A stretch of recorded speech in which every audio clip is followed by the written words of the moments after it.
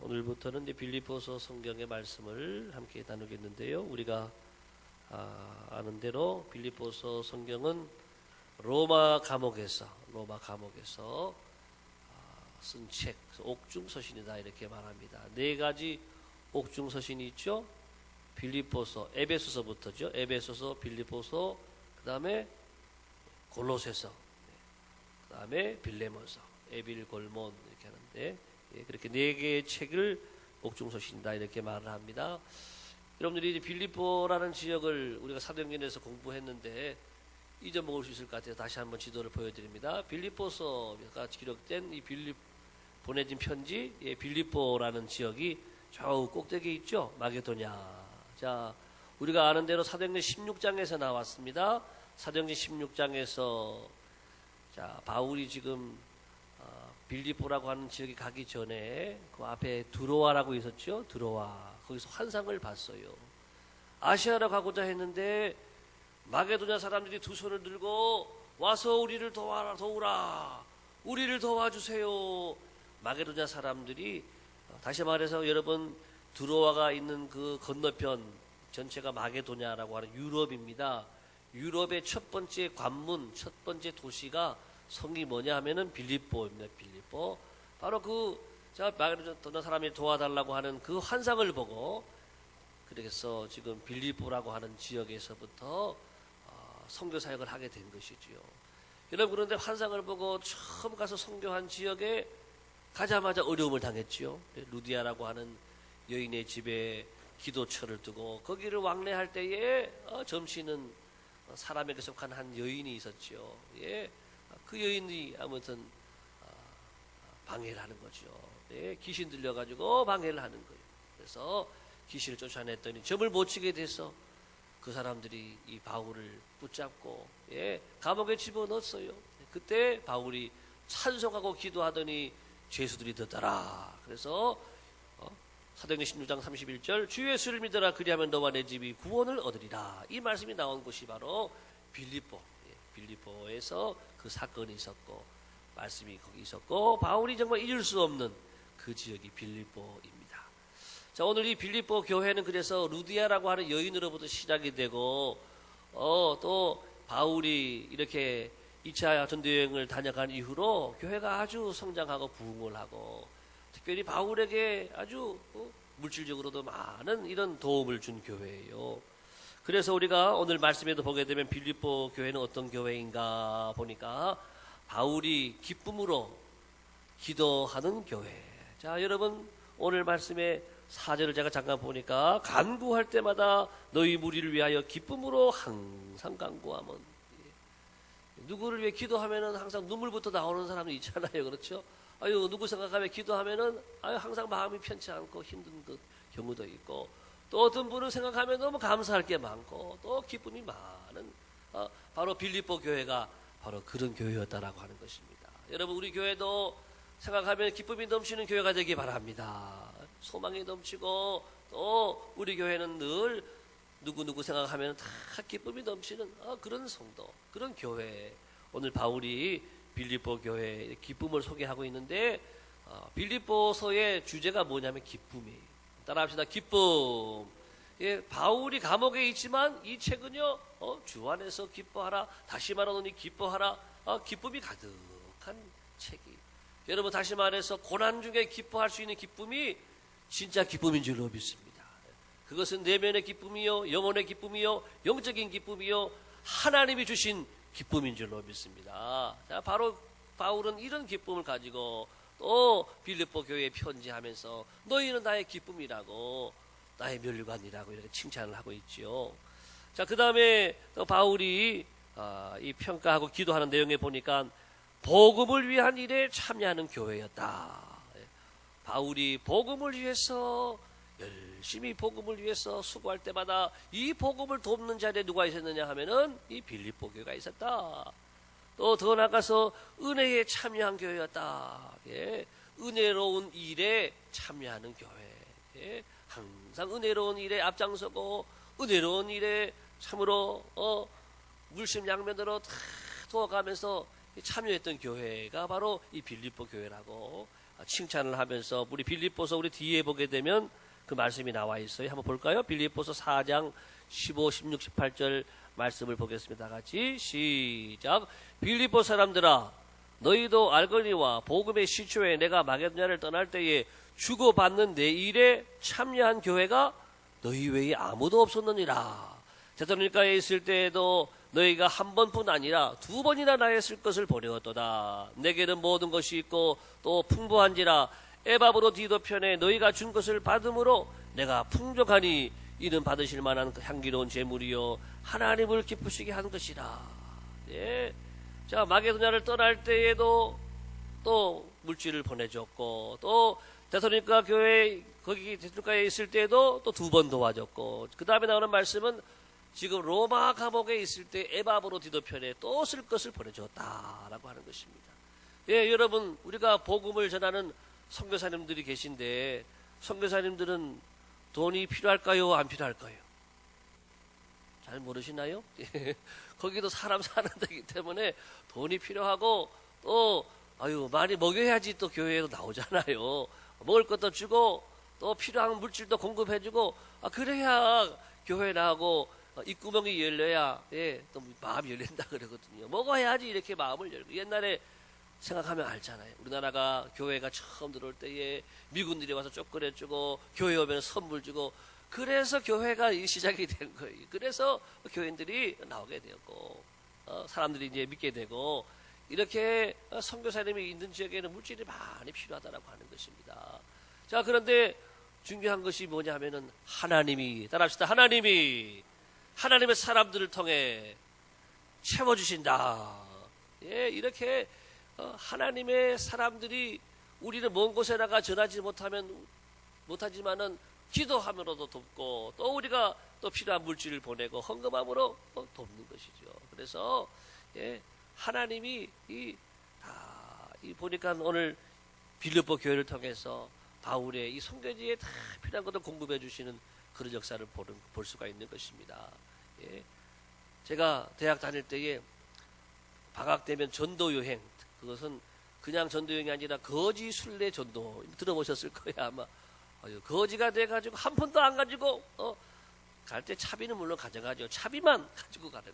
그렇게 해서 우리 대학생들이 장신 대학생들 한 30명씩 데리고 제가 통기타 들고 제가 갔던 지역이 충청도, 홍성, 예산, 서산, 또 여수, 그다음에 강원도 태백, 또 강원도 여기 속초, 인제 원통, 서화 이런 지역을 제가 거지 순례를 다녔던 지역이에요. 지금도 생생하게 기억나는 것은 기타 하나만 들고 갔는데 가는 데마다 밥을 굶었을까요? 안 굶었을까요? 밥을 안 굶는 거예요. 저녁에 가면은 저녁에 우리 찬양 집회도 하고 아이들 위해서 또 영화도 보여주고 인연극도 하고 막 하거든요. 저녁에는 교회에서 다 대접을 해주셨고 아침 되면 목사님 가정에서 대접을 해주시고 낮에는 나가면 전도하면은요 짜장면 집에서 오라 그러고 삼계탕 집에서 오라 그러고 사방에서 오라 그러더라고요. 사방에서 보니까 교인들인가 봐요. 교인들이 우리가 전도하는 모습을 보았다가 또 그 전도하는 모습에 은혜 받고 우리도 전도 못하는데 이 지역에 와서 전도했다 감사하다고 막 밥도 사주고 아이스크림도 사주고 수박도 사주고 또 막 금일봉도 갖다 주고 하는 거예요. 그래서 제가 전도 거지 순례 해보면서 한 번도 굶지 않고 한 끼도 안 굶었던 그런 기억이 나요. 자, 이 복음이 필요한 것에 하나님의 돕는 손길이 은혜에 참여한 사람들이 있더라라고 하는 것입니다. 여러분들도 우리 교회에 은혜에 참여한 자가 다 되시기를 바랍니다. 교회 일을 돕는 것이 뭐냐? 은혜에 참여하는 거예요. 은혜에 참여. 그 교회가 어렵고 힘들 때에 내가 교회를 위해서 기도하고 힘쓰고 또 돕는 것, 또 헌금도 많이 하고 하는 것, 이게 뭐냐 하면은 은혜에 참여하는 거예요. 하나님이 오늘 빌립보 교회를 바울을 통해 기억하게 하신 것처럼 은혜에 참여하고 복음에 참여한 성도들을 여러분 기억하실 줄을 믿습니다. 여러분들의 땀과 눈물과 헌금과 또 기도를 하나님이 다 기억하시고 하나님이 여러분 가정가정에 넘친 은혜와 복으로 축복하실 줄을 믿습니다. 자, 이제 오늘 그 다음에 나오는 말씀을 이제 보겠습니다. 자, 오늘 좀 은혜에 좀 집중해서 말씀 나누려고 해요. 은혜에 우리가 참여하기 위해서 그럼 성경에서 은혜를 어떻게 무엇이라고 말씀하는지 한번 쭉 말씀을 통해 확인해 보려고 합니다. 자, 첫 번째 은혜에 대해서 성경은 은혜의 보좌 앞에 담대히 나가라 그랬어요. 히브리서 4장 16절 시작. 그러므로 우리는 긍휼하심을 받고 때를 따라 돕는 은혜를 얻기 위하여 은혜의 보좌 앞에 담대히 나갈 것이니라. 여러분, 이 강단은 은혜의 보좌인 줄을 믿습니다. 하나님의 성전은 은혜의 보좌인 줄을 믿습니다. 교회를요, 은혜의 보좌로 알고 은혜의 보좌 앞에 늘 열심히 나오는 것으로부터 은혜 받는 삶이 시작된다라고 하는 것입니다. 우리는 늘 이 은혜의 보좌 앞에 주님이 피 흘리신 값주고 사신 이 하나님의 성전 앞에 나와서 주의 은혜 우리의 죄를 다 사했네, 주의 은혜 우리의 죄를 다 사했네, 이 은혜를 다 누리며 살아가시기를 축복합니다. 은혜의 보좌 앞에 열심히 나와야 돼요. 두 번째는 은혜 속에서 강하라. 디모데후서 2장 1절. 여자분들만 시작.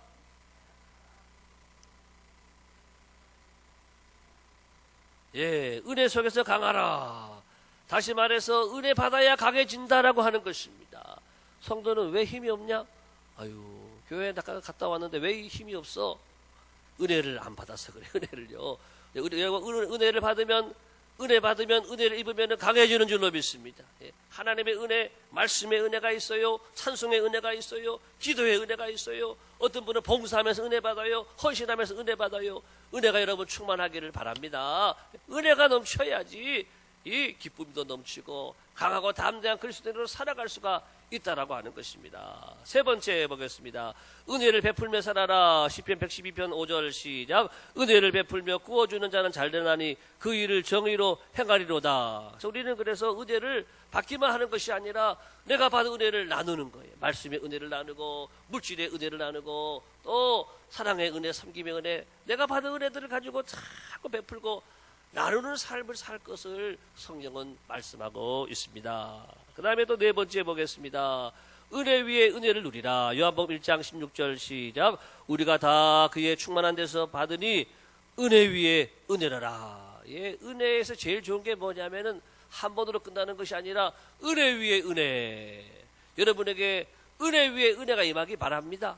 딱 한 번 오는 은혜가 아니라 은혜 위에 은혜가 임하기를 바랍니다. 예, 우리 셀장님들이 손들어 보세요. 누구 왔나 봅시다. 셀장님 손들어 보세요. 셀장님. 예. 예.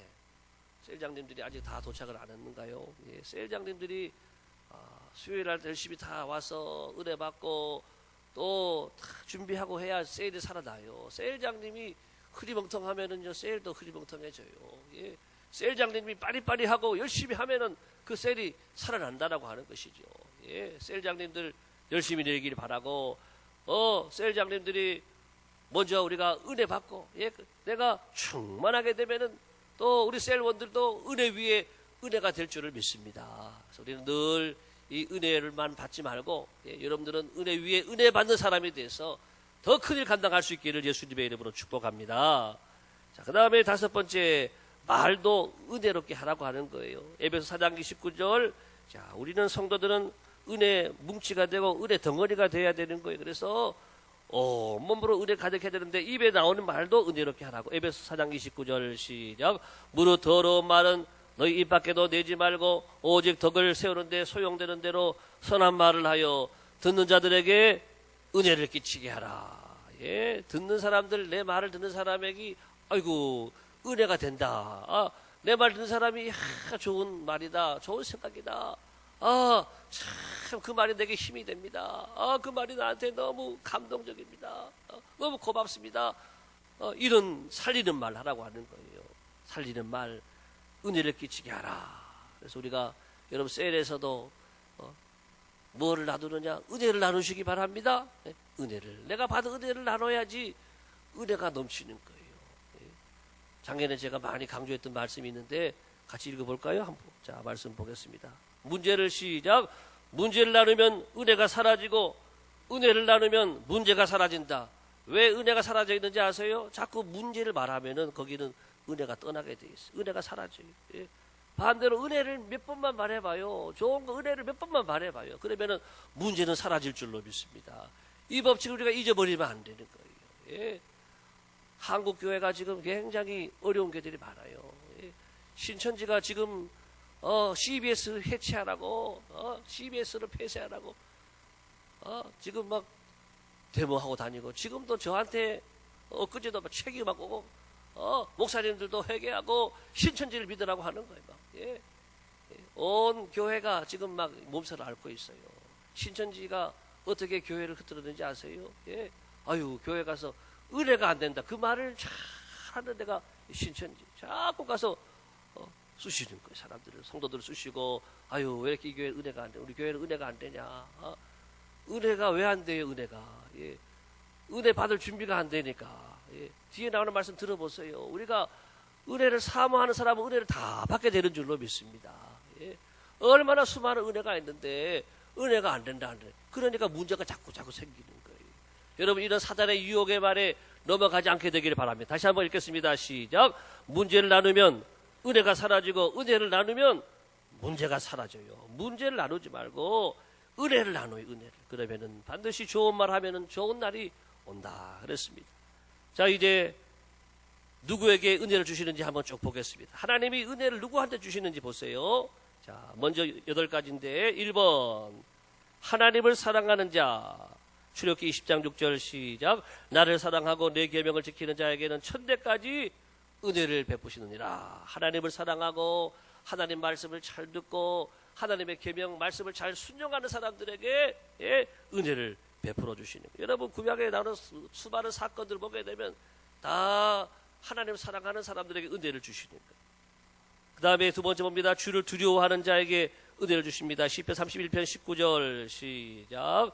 주를 두려워하는 자를 위하여 쌓아두신 은혜, 곧 주께 피하는 자를 위하여 인생 앞에 베푸신 은혜가 어찌 그리 큰지요. 예, 하나님을 경외하고 하나님을 두려워하고, 예, 하나님 앞에서 살아가는 사람, 늘 하나님 중심으로, 예, 하나님 그분을 의식하며 하나님과 동행하며 살아가는 사람들, 이런 분들이 다 은혜 받는 사람. 예, 노아는 은혜를 입었더라. 예, 하나님과 동행하니까, 예, 하나님 그분의 말씀 순종하고 두려워하니까 다 은혜를 입는 거예요. 그 다음에 세 번째, 정직한 자. 잠언 4장 14장 9절입니다. 시작. 미련한 자는 죄를 심상히 여겨도 정직한 자 중에는 은혜가 있느니라. 예. 미련한 자는 죄를 심상히 여긴다. 미련한 사람들은요, 죄를 가볍게 여겨요. 내가 무슨 하는 말이, 내가 하는 행동이 죄인지도 모르고 가볍게 행동하는 거예요. 그렇지만은 정직한 자는 하나님 앞에 두려워 떨고 또 죄를 아주 무겁게 생각하고, 자, 그런 사람들에게 정직하지요. 그런 분들은 은혜가 있다라고 하는 것입니다. 우리는 늘 하나님 앞에서 거짓을 행하지 않고 참을 행하고 정직을 행하는 중에 은혜 받는 성도가 다 되시기를 축복합니다. 네 번째는요, 회개한 자입니다. 로마서 16장 14절 시작. 죄가 너희를 주장하지 못하리니 이는 너희가 법 아래에 있지 아니하고 은혜 아래에 있습니다. 예수님을 통해서 우리가 이제는 하나님의 자녀가 되었어요. 이제는 진노가 다 넘어가는 거예요. 진노가 다 예수님의 피가 있으니까 다 넘어가는 거예요. 우리는 그래서 죄 아래 있지 않아요. 우리는 예수 그리스도 안에서 이제는 자유자가 되어지고 해방된 사람이 되었고, 그래서 죄가 주관하는 것이 아니라 하나님의 은혜가 우리를 주관하는 줄로 믿습니다. 회개한 사람들, 예수님의 이름으로 우리의 죄를 다 고하고 회개하면은 우리 마음의 깨끗함과 정결함만 오는 것이 아니라 은혜가 와요. 은혜가. 하나님의 은혜가 우리를 덮고 있기 때문에 한번 따라합시다. 은혜의 법칙. 나한테 죄 지은 사람도 용서하는. 나는 하나님께 더 어마어마한 죄도 용서받았으니까 나한테 조그만 죄 지은 사람들, 또 죄 지은 사람들 다 용납하고 용서하고, 다 받아들일 수 있는. 왜? 은혜의 법칙으로 사니까. 하지만 은혜의 법칙이 아닌 사람들은요, 죄의 법칙, 죄 보는 대로 지적하고, 죄 보는 대로 허물을 이야기하고, 죄 보는 대로 내가 판단하고 정죄하고, 이것은 은혜의 법칙이 아니에요. 우리는 죄의 법칙이 아니라, 율법의 법칙이 아니라, 율법 아래가 아니라 성도들은 은혜의 법칙으로 살아가는 저와 여러분 되기를 예수님의 이름으로 축복합니다.